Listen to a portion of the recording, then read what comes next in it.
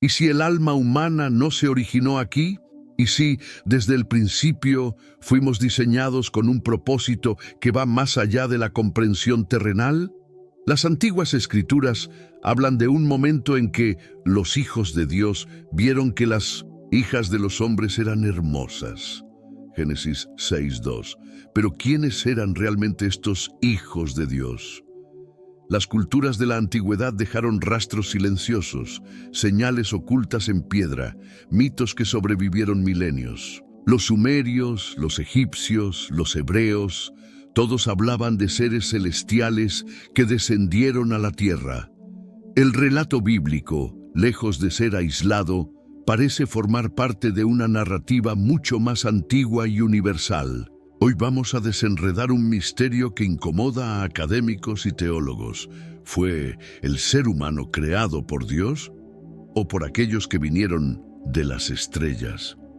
Prepárate, porque lo que estás por escuchar puede transformar la forma en que entiendes tu propia existencia, y al final tú decidirás qué creer.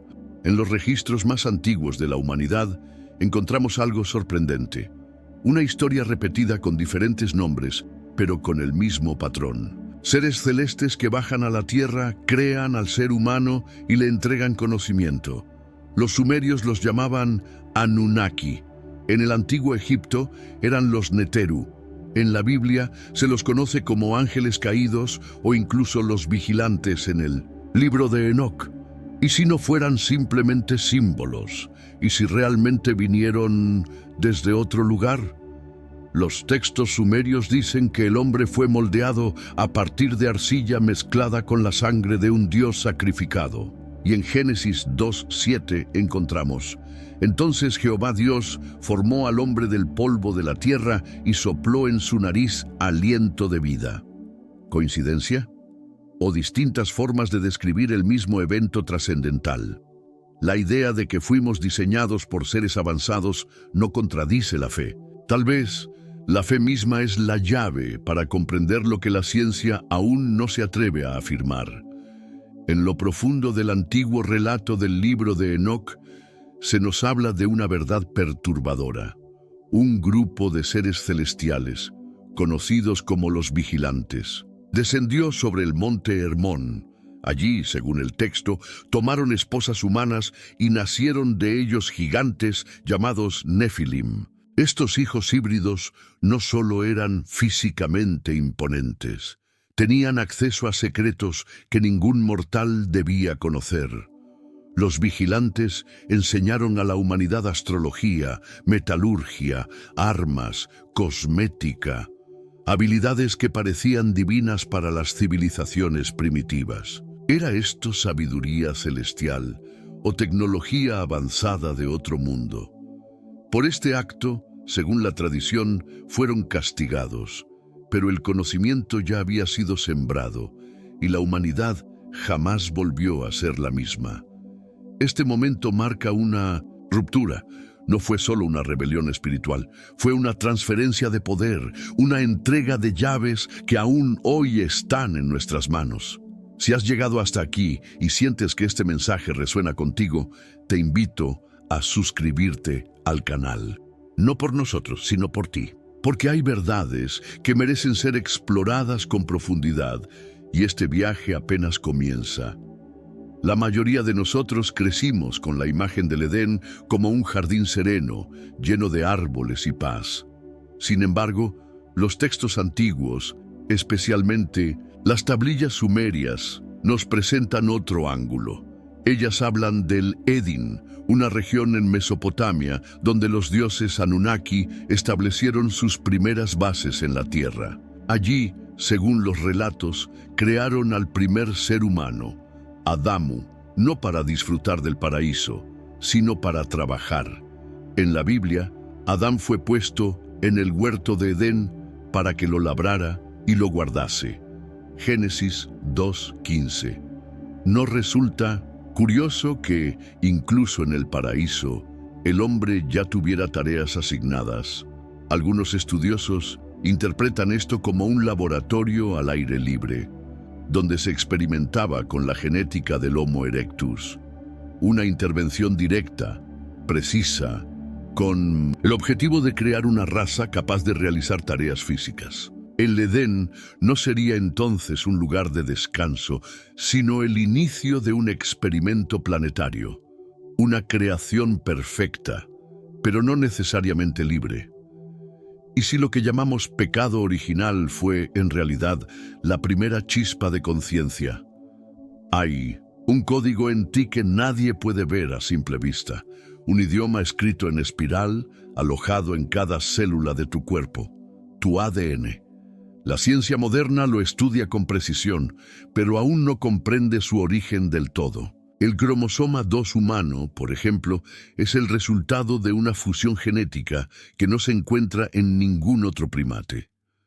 Para muchos científicos, esto es una simple mutación evolutiva, pero para otros, como Zecharia Sitchin, es la huella digital de los Anunnaki. En otras palabras, una firma, una marca de diseño.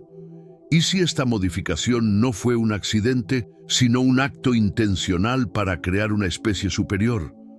El Salmo 139:14 nos dice: «Te alabaré, porque formidables, maravillosas son tus obras. Estoy maravillado, y mi alma lo sabe muy bien». ¿Y si esas obras incluyen tecnologías y saberes olvidados, inscritos en nuestra biología desde el principio? Tal vez el conocimiento no está allá afuera, sino dentro de nosotros, esperando ser despertado. No por casualidad, muchas tradiciones espirituales afirman: el reino de Dios está dentro de ti. En los poemas más antiguos de Babilonia, como la epopeya de Atrahasis, se relata una historia que pocos conocen.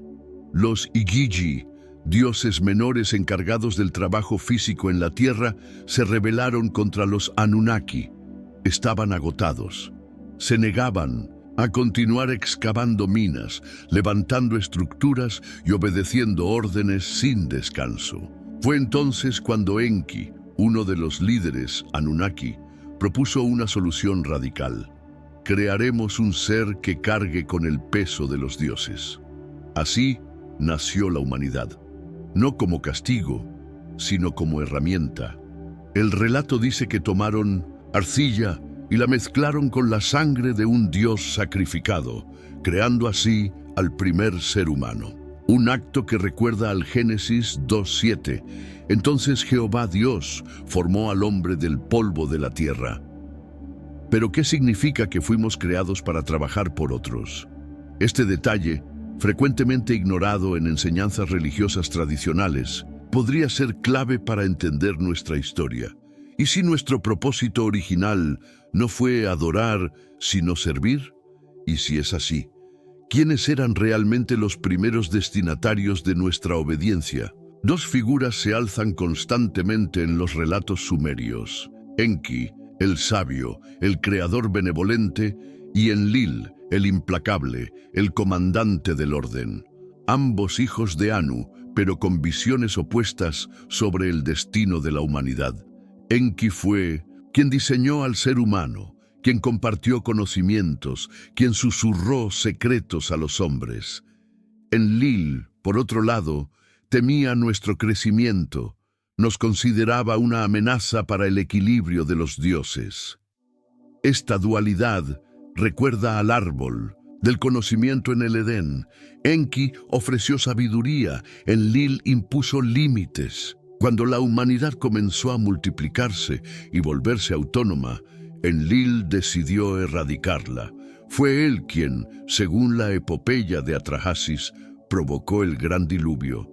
Pero Enki, una vez más, intervino en silencio, advirtió a su creación, salvó a uno de ellos. ¿Te suena familiar? En Génesis 6, Dios también se arrepiente de haber creado al hombre y envía el diluvio, pero Noé encuentra gracia y sobrevive. ¿Fueron estos realmente dioses enfrentados o avanzadas inteligencias con visiones distintas sobre nuestra existencia? Tal vez esta guerra no era celestial. Tal vez era una guerra sobre quién merecía moldear el alma humana. Casi todas las culturas antiguas relatan un gran diluvio.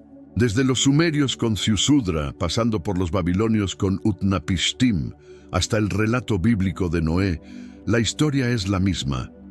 El cielo se abre, las aguas destruyen, la humanidad casi desaparece.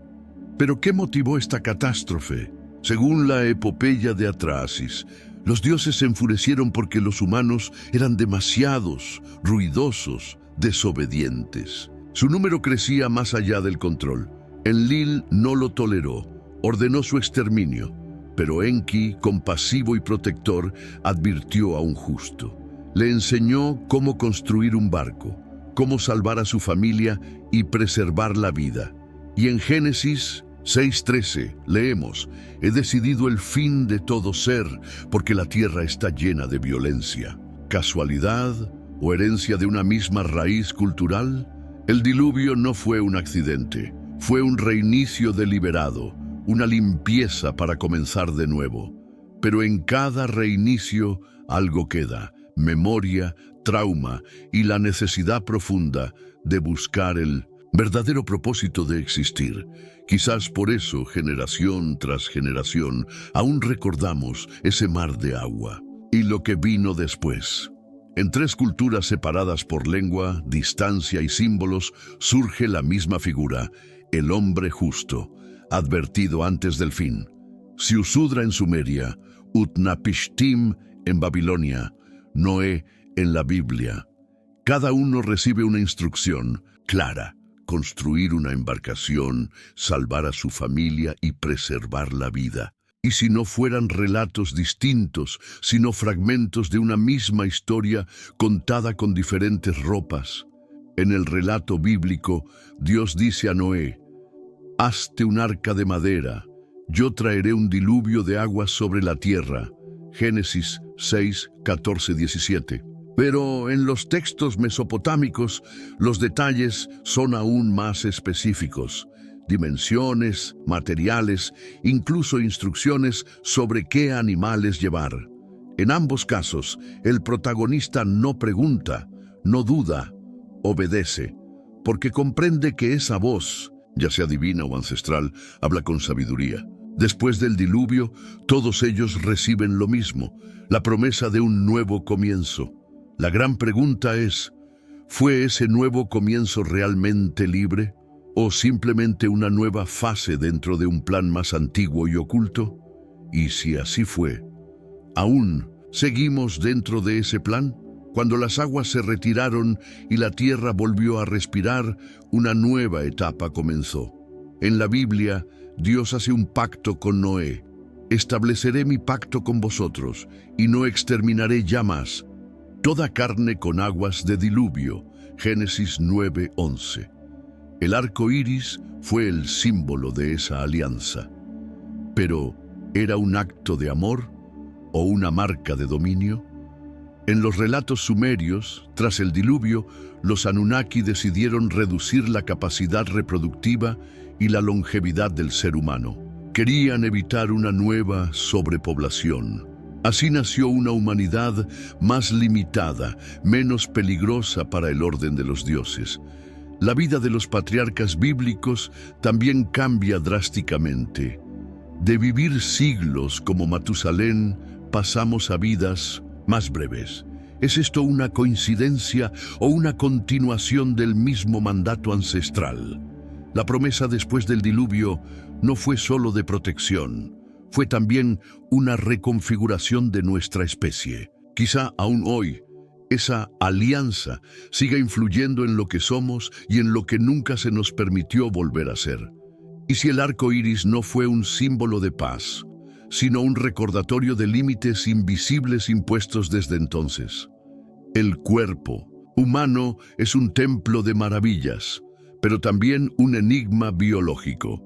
Los científicos aseguran que más del 90% de nuestro ADN es no codificante, sin función aparente. Lo llaman ADN basura, pero ¿acaso un diseño tan perfecto tendría partes inútiles? Algunos investigadores sugieren que este fragmento silencioso podría ser un legado oculto, una especie de lenguaje dormido, una estructura artificial que aún no sabemos leer. ¿Y si este material genético fuera el resultado de una manipulación consciente realizada por aquellos que nos diseñaron? Apocalipsis 2:17 dice: Al que venciere, le daré una piedrecita blanca, y en la piedrecita un nombre nuevo, el cual nadie conoce sino el que lo recibe. ¿Y si ese nombre está dentro de nosotros, codificado desde el principio? Los textos sumerios hablan de cómo los Anunnaki mezclaron su esencia con la del Homo erectus para crear al ser humano moderno. ¿Podría ese ADN basura ser la parte de ellos que aún permanece en nosotros, oculta pero latente? Quizá, más que una basura, sea una semilla olvidada, esperando el momento de despertar. Entre las tablillas milenarias del pueblo sumerio hay un nombre que resuena con fuerza: Adamu. No es simplemente un eco de Adán. Es, según los antiguos textos, el primer ser humano creado por intervención directa de los Anunnaki. Fue Enki quien lideró esta tarea, seleccionando un homínido primitivo, posiblemente Homo erectus, y alterando su genética con tecnología desconocida para su época. El objetivo no era crear una criatura perfecta, sino una fuerza de trabajo obediente. Y en Génesis 2:7 encontramos una escena asombrosamente parecida. Formó Jehová Dios al hombre del polvo de la tierra. Estamos viendo dos narraciones que cuentan lo mismo desde perspectivas distintas. Adamu no fue creado en libertad, fue diseñado, ajustado y finalmente liberado para servir. ¿Y si nuestra idea de libre albedrío no es más que una ilusión programada desde el inicio? Este ser, Adamu, representaba la intersección entre lo celestial y lo terrenal, entre la arcilla del suelo y el conocimiento de las estrellas. Si llevamos parte de él, tal vez también llevamos las cadenas que le pusieron, y la misma posibilidad de romperlas. La historia del Edén está llena de símbolos, pero ¿y si algunos fueran recuerdos codificados de eventos reales? En el corazón del relato bíblico aparece una serpiente, no una criatura cualquiera, sino un ser que ofrece conocimiento. Entonces fueron abiertos los ojos de ambos y conocieron que estaban desnudos. Génesis 3:7. No ofreció violencia, ofreció conciencia. ¿Quién fue realmente la serpiente? Algunos textos antiguos relacionan a Enki con la figura del portador de sabiduría, el que desafió la prohibición de los dioses mayores. Y si no fue un traidor, sino un libertador, la fruta prohibida no mató a Adán y Eva, les hizo pensar, y pensar para una especie creada para obedecer era lo más peligroso. La expulsión del Edén no fue solo un castigo, fue un cierre de acceso al conocimiento total, una desconexión intencional. Desde entonces, la humanidad busca volver a ese punto, a esa unión perdida entre lo divino y lo humano. Tal vez no caímos, tal vez nos levantamos, y por eso fuimos apartados. En medio del jardín, junto al árbol del conocimiento, estaba otro aún más misterioso, el árbol de la vida. Después de que Adán y Eva comieron del fruto del conocimiento, Dios dice en Génesis 3:22, «He aquí, el hombre es como uno de nosotros, sabiendo el bien y el mal. Ahora pues, que no alargue su mano, y tome también del árbol de la vida, y coma, y viva para siempre». Uno de nosotros. ¿A quién se refería con nosotros? ¿Era Dios hablando en plural majestuoso? ¿O era una conversación entre seres superiores, como los Anunnaki? Lo que está claro es que la inmortalidad nos fue negada intencionalmente. No bastó con expulsarnos del Edén. Se colocó un querubín con espada para proteger el acceso al árbol de la vida. Ese árbol no era simbólico. Era el símbolo de una tecnología o fuente de energía que prolongaba la existencia. ¿Y si ese conocimiento aún existe, pero ha sido ocultado? ¿Y si la longevidad de los dioses antiguos no era mítica, sino científica? Nos arrebataron el acceso, pero no borraron la memoria. Y generación tras generación seguimos preguntándonos, ¿de qué se nos alejó realmente y por qué? Si llegaste hasta aquí y este mensaje está tocando algo profundo en tu interior, considera suscribirte al canal. Este camino apenas comienza y lo estamos recorriendo juntos. Después del diluvio, los dioses, según las tablillas sumerias, no abandonaron del todo a la humanidad. En vez de reinar directamente, establecieron una nueva jerarquía sobre la tierra, los reyes, pero no eran simples humanos. Los textos los describen como descendientes directos de los Anunnaki, producto de uniones entre divinos y mortales. La lista de reyes sumerios habla de monarcas que gobernaron por miles de años, incluso antes del diluvio. Uno de ellos, Alulim, reinó durante 28.800 años. Realidad o vestigio de una biología diferente, no humana. La Biblia también menciona longevidades inusuales. Matusalén vivió 969 años. Génesis 5:27. ¿Era esto una metáfora o un eco de esos mismos linajes? Estos reyes divinos no solo lideraban pueblos, eran vistos como puentes entre el cielo y la tierra, custodios de secretos ancestrales. Tal vez aún hoy existan rastros de esa herencia, sangres mezcladas, ocultas en linajes olvidados que conservan memorias dormidas. Si este contenido despierta algo dentro de ti, suscribirte al canal es un acto de búsqueda, porque solo quienes preguntan, encuentran. En las antiguas tierras de Uruk reinó un hombre que no era completamente hombre, Gilgamesh, 2/3 dios y 1/3 humano, según la epopeya más antigua de la humanidad. No fue solo un rey fuerte, fue un ser consciente de su mortalidad, un buscador incansable de respuestas. Tras la muerte de su amigo Enkidu, Gilgamesh se lanzó a una travesía desesperada para encontrar a Utnapishtim, el sobreviviente del gran diluvio, quien había recibido la inmortalidad de los dioses.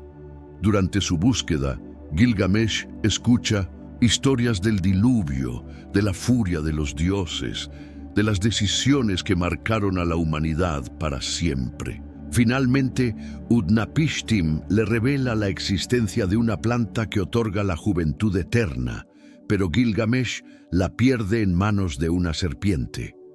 ¿Un símbolo de sabiduría o una advertencia de que ciertos dones no están destinados para nosotros? Eclesiastés 3:11 dice: «Todo lo hizo hermoso en su tiempo y ha puesto eternidad en el corazón de ellos».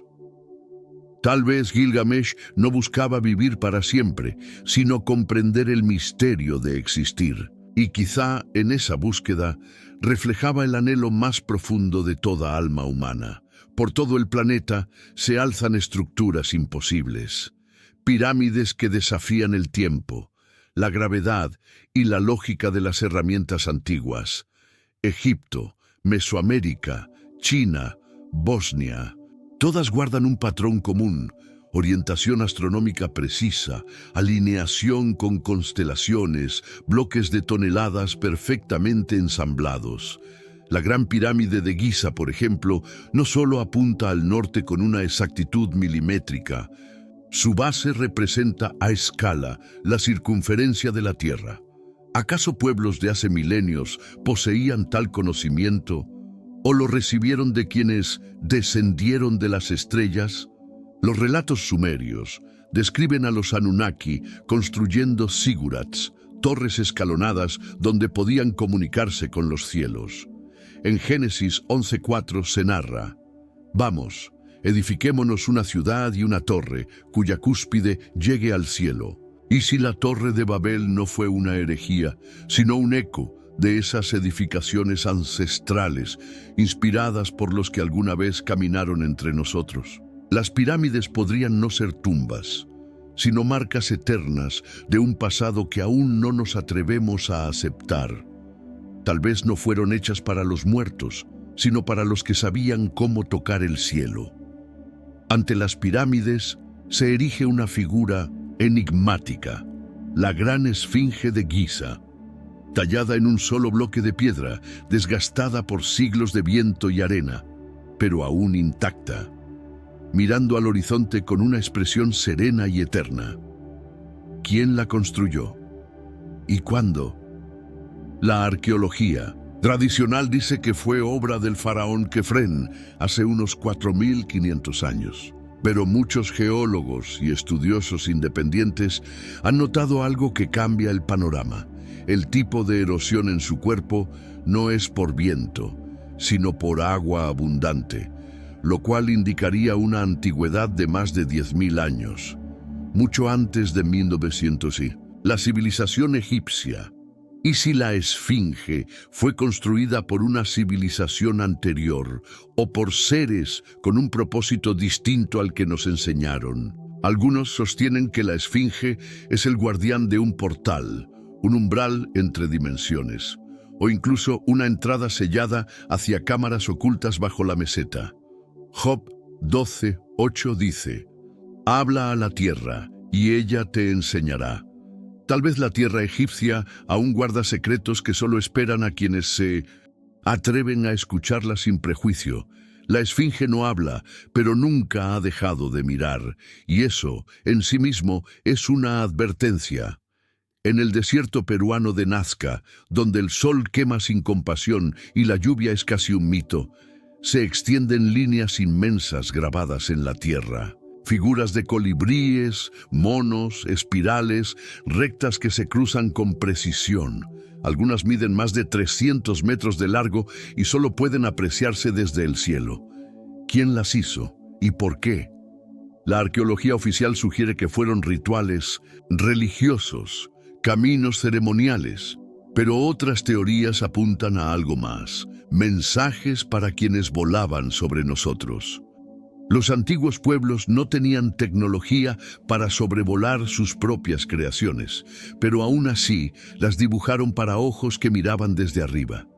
¿Acaso sabían que estaban siendo observados? En el Salmo 19:1 leemos: «Los cielos cuentan la gloria de Dios, y el firmamento anuncia la obra de sus manos». ¿Y si aquellos hombres y mujeres trazaron en el suelo su devoción, no hacia el cielo simbólico, sino hacia quienes descendían desde él? Las líneas de Nazca no son simples arte rupestre, son una oración visual tallada en la tierra, dirigida a un cielo que quizá una vez respondió.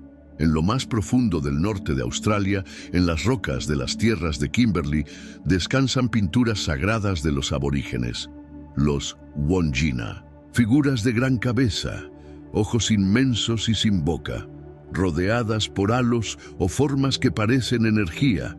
Para los pueblos originarios no son mitos ni símbolos, son los creadores del mundo, los que bajaron del cielo para dar forma a la tierra, al agua y a los seres vivos.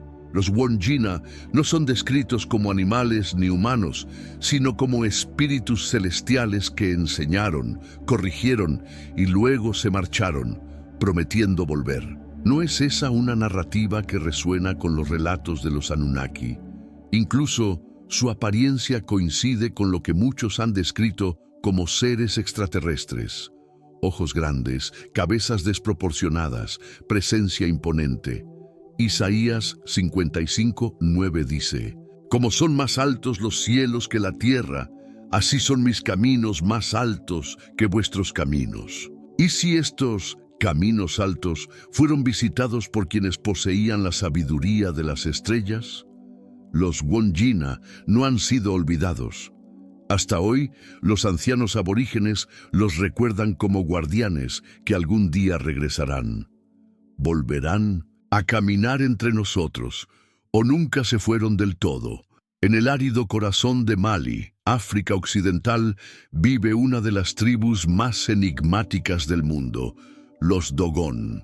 Ellos afirman haber sido visitados por seres anfibios celestiales llamados gnomos, provenientes del sistema estelar Sirio. Lo más impactante es que los Dogon poseían desde tiempos antiguos conocimiento detallado de Sirio B, una estrella invisible al ojo humano y descubierta oficialmente por la astronomía moderna siglos después. ¿Cómo sabían de su densidad, su órbita, su color, sin telescopios? Los Dogon no lo dudan. Nos fue revelado por los que descendieron en sus embarcaciones brillantes sobre las aguas. Los gnomos, según ellos, no solo vinieron, se quedaron un tiempo, enseñaron y luego partieron, prometiendo regresar. En Hechos 7:49 se lee: «El cielo es mi trono, y la tierra el estrado de mis pies». ¿Y si esos tronos celestiales eran naves? ¿Y si esas visitas sagradas no eran metáforas, sino hechos mal comprendidos por la lente del tiempo? El pueblo Dogon nunca olvidó lo que vio. Y quizás nosotros también estamos recordando lentamente lo que alguna vez supimos. Excluido de la mayoría de los cánones bíblicos, pero reverenciado por la antigua iglesia etíope, el libro de Enoc guarda revelaciones que estremecen. Enoc, séptimo desde Adán, no murió como los demás. Génesis 5:24 lo afirma con claridad. Caminó pues Enoc con Dios y desapareció porque le llevó Dios. Pero, ¿a dónde fue llevado realmente? El libro de Enoc detalla su ascenso a los cielos, donde vio los confines de la tierra, las estrellas que no caen, los tronos brillantes y a los vigilantes, los mismos que se mezclaron con las hijas de los hombres. Describe ciudades suspendidas, pilares de fuego, puertas que se abren al universo, metáforas espirituales o tecnología más allá de nuestro entendimiento. Enoc fue guiado por seres luminosos, llevados en alas del viento a lugares donde el tiempo no fluía como en la tierra. ¿Fue transportado por una nave? ¿Presenció mundos paralelos? ¿Viajó por portales dimensionales? En vez de morir, fue arrebatado, como también ocurrió con el profeta Elías. Quizás esos antiguos profetas fueron elegidos para recibir verdades celestiales que aún no estamos listos para aceptar, o que simplemente nos fueron ocultadas. En 2 de Reyes 2:11 se describe una escena única en toda la Biblia. He aquí un carro de fuego con caballos de fuego apartó a los dos, y Elías subió al cielo en un torbellino. No murió, no enfermó, fue arrebatado por una fuerza sobrenatural en un vehículo que desafiaba toda lógica terrestre. ¿Qué era esa carroza? ¿Una metáfora o una descripción desde los ojos de un pastor antiguo de lo que hoy llamaríamos una nave aérea? El texto continúa relatando que Eliseo, su discípulo, presenció todo y recogió el manto que Elías dejó caer al ascender. ¿Y si ese manto no era solo una prenda, sino un dispositivo simbólico o real que le confería autoridad y conexión con esa fuerza que se lo llevó? La Biblia nunca menciona la muerte de Elías, solo su partida. Y en Malaquías 4:5 se dice: «He aquí, yo os envío al profeta Elías, antes que venga el día grande y terrible del Señor. ¿Regresará? ¿Está Elías como Enoc en algún lugar esperando la señal para volver? Quizás esos carros de fuego no eran milagros en el sentido tradicional, sino evidencias de un conocimiento celestial tangible al que solo algunos fueron expuestos. Cuando el pueblo de Israel huía de Egipto, no caminaban solos. Éxodo 13:21 relata: «Y Jehová iba delante de ellos de día en una columna de nube para guiarlos por el camino, y de noche en una columna de fuego para alumbrarles». Una presencia visible, constante, que se movía por delante, que los protegía y les señalaba cuándo detenerse o avanzar. Pero Era una manifestación espiritual o una forma de tecnología desconocida. Los sumerios y egipcios también hablaban de vehículos de los dioses que flotaban, rugían como tormenta y emitían luz. ¿Y si esa columna era una nave, un dispositivo avanzado de orientación y vigilancia? El texto indica que no se apartaba jamás de delante del pueblo. Eso no parece un fenómeno natural. Cuando Moisés sube al monte Sinaí, el mismo fenómeno lo envuelve en una nube espesa. Durante 40 días recibe leyes, instrucciones o información técnica. Salmo 104:3 dice: «Haces de las nubes tu carro», una expresión poética o literalidad disfrazada de verso. Tal vez los hebreos fueron guiados no solo por fe, sino por una inteligencia superior, cuyo poder aún hoy no entendemos. Cuando Jesús nació, según Mateo 2:2, unos sabios del oriente llegaron a Jerusalén diciendo: «¿Dónde está el rey de los judíos que ha nacido? Porque su estrella hemos visto en el oriente y venimos a adorarle». Pero esta no era una estrella común, se movía, se detenía, señalaba un lugar exacto. En Mateo 2:9 se describe que la estrella que habían visto en el oriente iba delante de ellos, hasta que llegó y se detuvo sobre donde estaba el niño. Una estrella que se mueve con intención, que guía de forma inteligente, no suena más a un vehículo aéreo controlado, una especie de dron ancestral o nave, que a un fenómeno natural. Ningún cometa o astro visible se comporta así.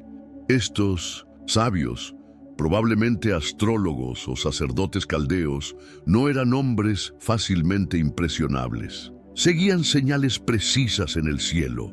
¿Y si ese nacimiento fue tan importante que seres celestiales decidieron supervisarlo de cerca? La estrella de Belén pudo haber sido más que un símbolo. Pudo haber sido la manifestación física de una presencia superior, marcando el inicio de un nuevo ciclo para la humanidad. Un ciclo guiado no solo por lo divino, sino también por lo que aún no hemos logrado comprender. En el último libro de la Biblia, el apóstol Juan relata experiencias que desafían toda descripción humana.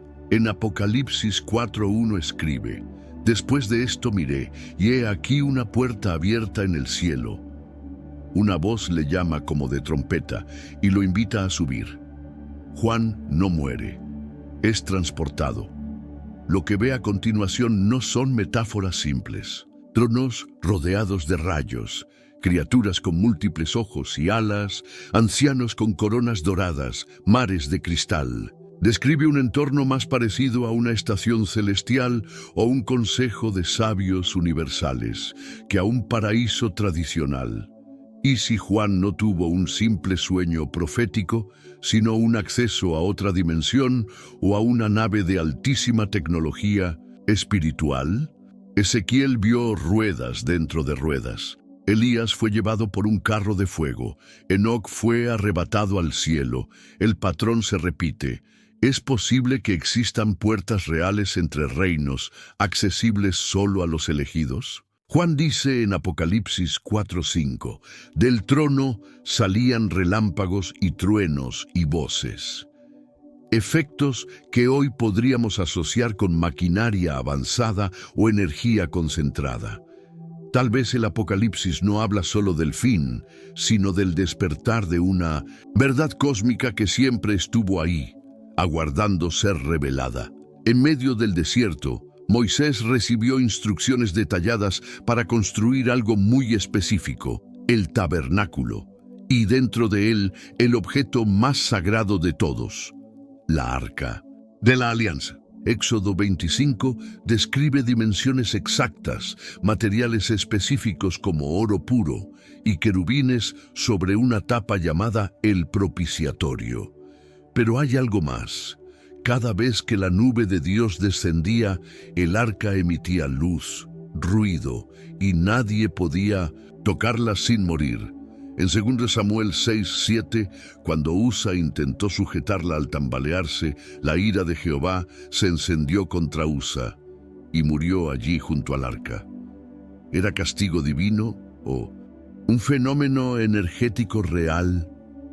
Algunos estudiosos modernos han comparado el arca con un generador eléctrico portátil, un dispositivo de comunicación o incluso un reactor de energía. El tabernáculo, con sus recubrimientos de metales, pieles y tejidos, podría haber funcionado como un recinto de contención electromagnética. Y si Moisés no solo construyó un santuario espiritual, sino una estación de enlace con inteligencias superiores. La reverencia hacia el arca no solo era espiritual, sino basada en un respeto profundo por algo que poseía un poder tangible y devastador. Tal vez, sin saberlo, protegían un fragmento de tecnología sagrada o alienígena. Génesis 6:4 nos entrega uno de los pasajes más inquietantes del Antiguo Testamento.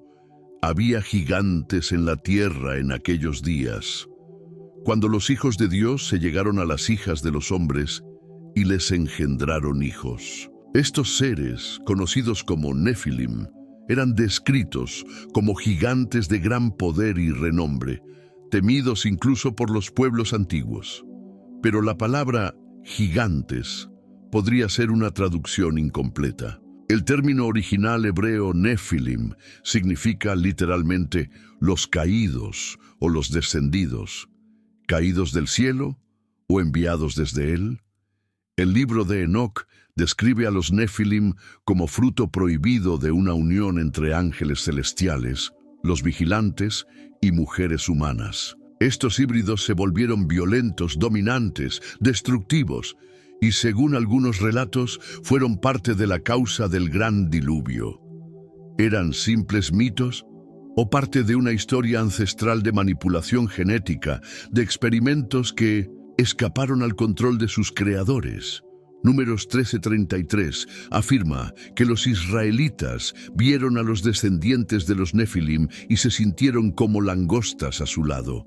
Una comparación que no se hace por exageración, sino porque existía un recuerdo real, físico y colectivo.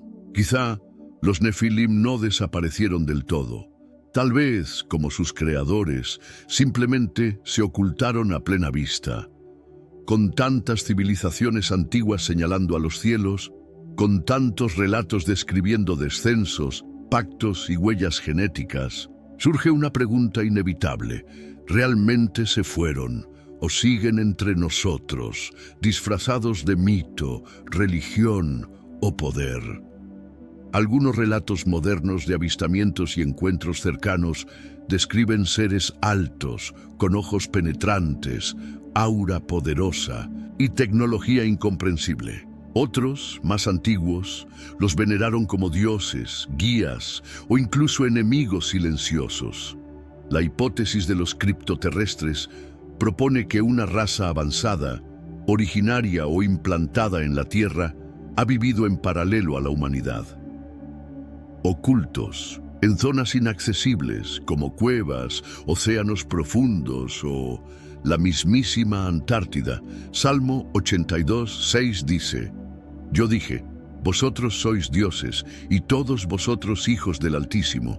¿Una metáfora espiritual o una pista de un linaje distinto, uno que no ha sido completamente humano?